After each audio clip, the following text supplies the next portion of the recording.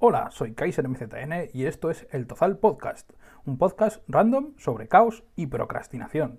Episodio patrocinado por Desatranques Jaén. Desatrancamos lo que nadie es capaz de desatrancar. Antes de comenzar con el contenido, os quiero comentar una noticia. Desde el 17 al 22 de abril tiene lugar por internet el evento más grande de rol online en España llamado Netcon.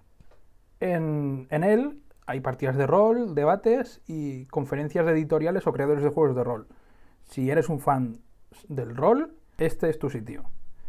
Seguramente se empezarán antes de que salga este episodio, pero seguramente aún estáis a punto de ver las conferencias, opinar en los debates o incluso, si vais con tiempo, participar en las partidas de rol online. Tenéis más información en las notas del podcast. Echadles un ojo, como siempre. Ahora, después de nuestro nuevo patrocinio y la sección de noticias, vamos a ir al turrón, como dirían en humor amarillo. Los linces que hayáis leído el título sabréis de qué va hoy el tema. Tranquilos, porque no me pasa absolutamente nada grave. Para los que no hayáis leído el título o no sepáis de qué os va, os cuento. Yo, desde hace muchos años, tengo una manía un poco rara, un poco especial. Sufro de lo que yo llamo una obsesión o una manía cronológica. La manía cronológica es una manía que me afecta cuando voy a consumir un producto de ocio, como un libro, una serie, un videojuego, una película o algo por el estilo. Incluso a veces se aplica cuando hago búsquedas, cuando tengo alguna curiosidad por internet sobre algún tema random que, no sé, oyendo un podcast, pues están nombrando este tema. Digo, voy a ver de qué va esto. Esta manía, básicamente, se reduce a que todo lo que yo vaya a leer, a ver, a escuchar o de lo que se trate, tiene que empezar siempre por el principio cronológico. Por ejemplo, si hay un videojuego que acaba de salir, soy incapaz de jugarlo sin antes jugar a todas las secuelas por orden cronológico. Y eso es muy importante, por orden cronológico. Y si, por ejemplo, 5 va antes que el 3 cronológicamente, pues primero 5 y luego el 3. Y esto, a la larga, hace que aborrezca absolutamente todo lo que yo juegue, lo que yo oiga, lo que yo vea o lo que yo consuma sobre ocio o sobre lo que yo consulte o sobre lo que yo me interese. Especialmente con los videojuegos que, como se suele decir, algunos no envejecen tan bien como otros. Vamos a poner un ejemplo actual. Con el desastre del incendio de Notre Dame que ha ocurrido esta semana, la compañía Ubisoft está regalando Assassin's Creed Unity, que es una entrega de la saga Assassin's Creed que está ambientado en el París de la Revolución Francesa. Yo soy incapaz de jugarlo. Antes de jugarlo, necesito empezar por la primera parte, cronológicamente, y luego seguir hasta llegar a esta. Yo solo he jugado hasta el 4. Y encima, este caso es más flagrante porque la saga se reinició y todas las entregas que ha habido de Assassin's Creed no sirven porque ha empezado de cero, ha hecho un reboot. De esto hablaremos después. Assassin's Creed es una saga que más o menos ha envejecido bien, aunque si bien la primera entrega de la saga es un poco así asá, podríamos decir que en general ha envejecido bien. Un ejemplo de una saga de videojuegos que no ha envejecido bien es Fallout, porque la primera entrega de este videojuego es un juego de RPG isométrico con unos gráficos muy retro, una jugabilidad súper complicada y difícil, un rol casi puro de mesa, y para jugar a la última entrega de Fallout yo necesito jugar a esta entrega, la siguiente, hasta llegar a la última. Y claro, por el camino al final me canso de jugar a juegos viejísimos y digo, pues mira, paso. Porque yo lo que quiero es entender todas las referencias, entender toda la cronología y básicamente saber todo de esa saga. Normalmente los videojuegos, salvo reboots o alguna cancelación o algún caso muy extraño, suelen seguir una estructura cronológica porque pues del 1 va el 2, el 3, el 4 y así consiguen hacer una franquicia que se suele vender. Y si es anualmente, mejor. Pero en el caso de los libros y las películas es muy frecuente que haya una sequía de ideas o una huelga de guionistas o algo, o mira, o incluso muertes de autores. Entonces, luego, bueno, esto es otro melón que abrir, que es el traspaso de los derechos de los autores a los hijos y las sangrías que suelen hacer los hijos o los herederos. Entonces, esto es un caldo de cultivo excelente para reboots, secuelas, precuelas y demás apaños para seguir chupando los derechos que suelen ser muy muy malas comparadas con las originales. Y con las series de televisión me pasa exactamente igual. Yo, por ejemplo, soy incapaz de empezar Doctor Who o Star Trek, porque tendría que empezar por el principio y es algo que necesito.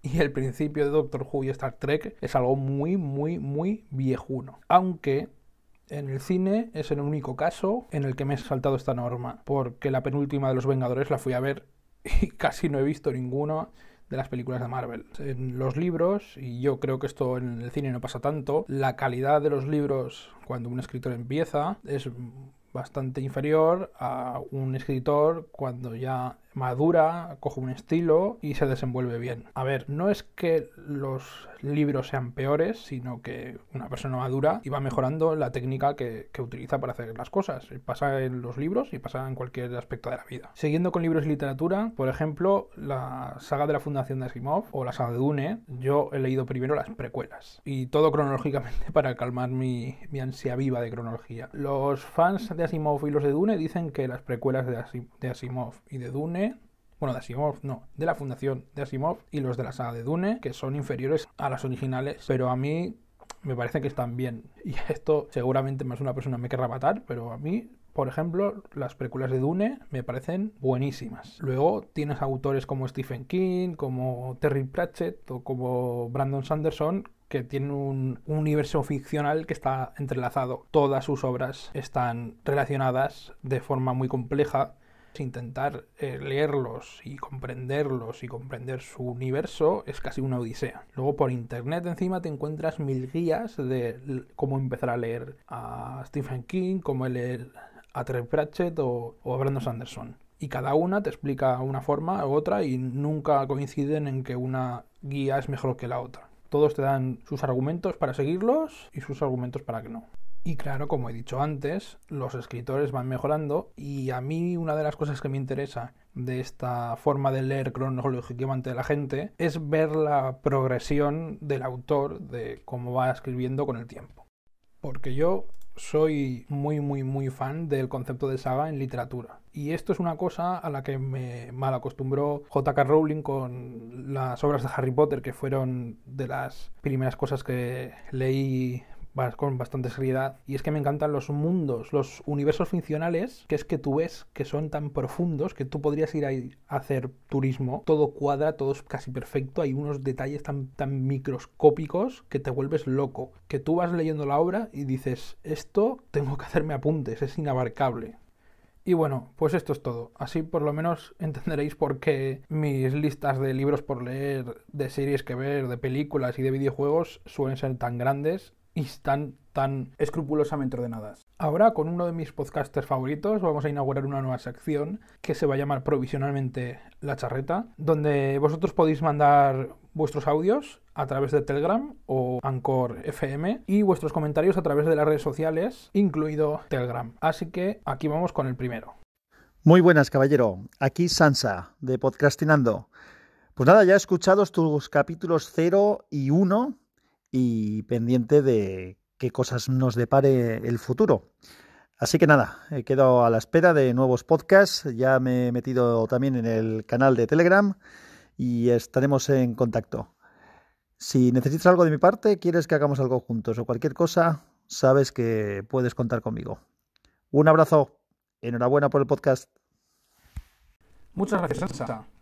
Como oyente de tu podcast y seguidor tuyo, me hace una ilusión inmensa recibir tu comentario. A partir de ahora te has ganado un título que voy a establecer a partir de este episodio, que es el de oyente de honor del podcast, porque has comentado el podcast y has ido con un comentario en audio, así que medalla de oro. Te tomo la palabra y espero que pronto podamos colaborar en el futuro y podamos podcastrinar juntos. Los que no conozcáis a Sansa, os paso un enlace a su podcast en las notas. También quiero agradecer a Pedro de Mosquetero Web por la recomendación que me ha hecho en su último podcast. Que sepas, Pedro, que sin tu entrevista y sin los ánimos de RFOG para hacerla, este podcast no hubiese existido, porque no hubiese animado a empezarlo ni hubiese pensado que tengo algo que decir. Así que muchas gracias, Pedro. Bienvenidos a la sección de spam.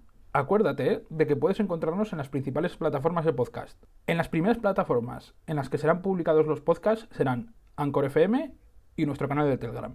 En nuestro canal de Telegram tendrás los audios para poder descargar a tu dispositivo móvil o a tu PC o donde estés utilizando la aplicación. Hablando de Telegram, aparte de nuestro canal de Telegram, tenemos un grupo de Telegram. Tienes los enlaces abajo en las notas. Aparte de los comentarios de audio de Anchor.fm, nuestra principal forma de comunicación es Twitter y nos podrás encontrar en @eltozal. Nos escuchamos en los siguientes podcasts. ¡Hasta luego!